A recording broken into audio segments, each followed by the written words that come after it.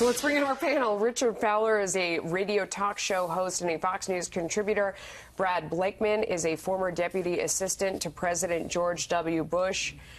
Brad, if we're still trying to figure out who may have helped the Russians or colluded with them among Americans, does the memo absolve the president of that search?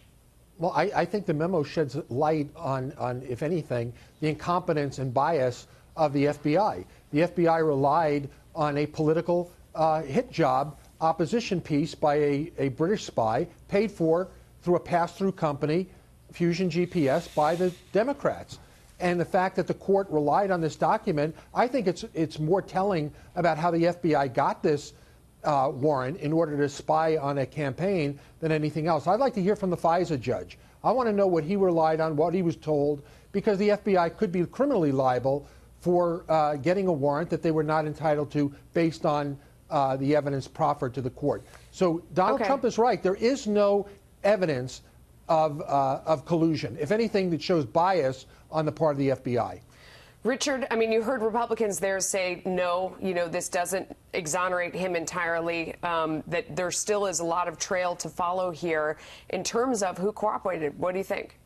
Oh, I disagree with Brad, and I think if you in that package that we just saw there, you saw Trey Gowdy, who is the Republican, who's actually seen the underlying classified. No, that's what I just said. Yeah, absolutely. Yeah, he saw the documents. Devin Nunes has not seen the documents, and Devin Nunes and his staff who authored this memo might have seen the documents, but Devin Nunes himself had not seen these documents. A lot of the Republican intelligence individuals who have spoken out have not seen these documents. Trey Gowdy has seen all the underlying documents in the FISA memo, which, if you listen to Comey testimony a couple years ago, he indicated a FISA memo is about the size of your risk, how thick it is, right? So the fact that we are speculating on a document or a memo that was written by one side of the aisle with no input from the other side. We're going to see the other side, because it's untrue to say that it was blocked. It was just that it has to go through the same vetting process that the Republicans did. I'm just saying that this particular memo is one-sided, and the facts speak to if you listen to folks who've seen the intelligence, like Trey Gowdy, they indicate that this doesn't vindicate the president at all, because the John Jr. meeting still happened in Trump Tower.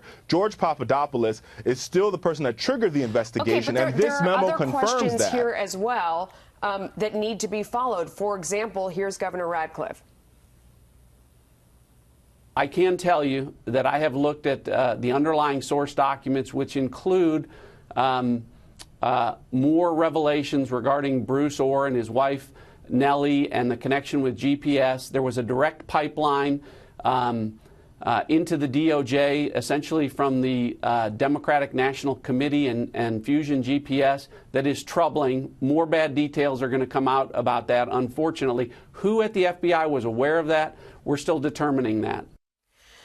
Brad, I mean, you can't really get around this. If it's okay for one political party to go out and create a dossier like this and feed it into the FBI to listen to another campaign, I would wonder if the Democrats, if this is okay, are comfortable with President Trump doing that in 2018 or 2020. What do you think?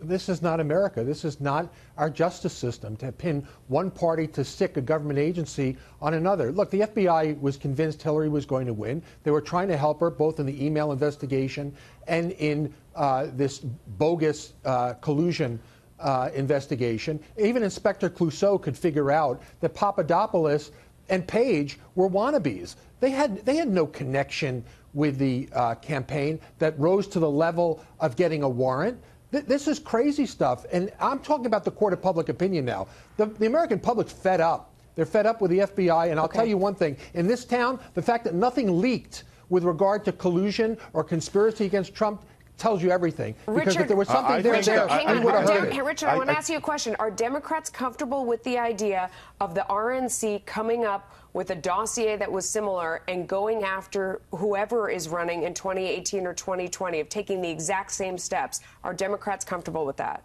I mean, I think that's a loaded question, and the reason why I think that's a loaded question is because we really don't know how much the Steele dossier played in getting the Carter Page. It played a part. So but it could have been. But wait, so yeah, a part. But a part. Wait a minute, Melissa. With that being put together and used again? But facts matter here. A part could be 1%, or a part could be 50%, and 1% and 50% there's a big variation between those two numbers. They said it would not have gotten over the finish line without it. Because we know that there was 4 renewals. So are you comfortable with them doing it 1%? Are you comfortable with Democrats doing that 1%? It all depends on what the FBI actually used from this document, and did they corroborate what was in this dossier? Are you comfortable with that? It taints the entire document. It all depends upon what's in the document. I'll give you an example. If my house was robbed and I hire a private investigator, and the private investigator who's on my side, who I'm paying, finds evidence that says his house was indeed robbed, here's the fingerprints found, and they turn it over to the police, are you saying the police shouldn't use that evidence because I paid for it? I think you're making another example, and you didn't answer my question. If the but that's the example but the variation is what matters here. And what also matters is if the FBI found additional information on top of that corroborates that evidence. And we know they did based on the fact. Their testimony said they couldn't confirm it. But we can make that speculation based on the fact that there was 4 FISA renewals every 90 days. And for that to happen, you have to go back to a judge. We mistakenly said that John Radcliffe was the governor. He's a congressman. Thanks to both of you. Appreciate your time.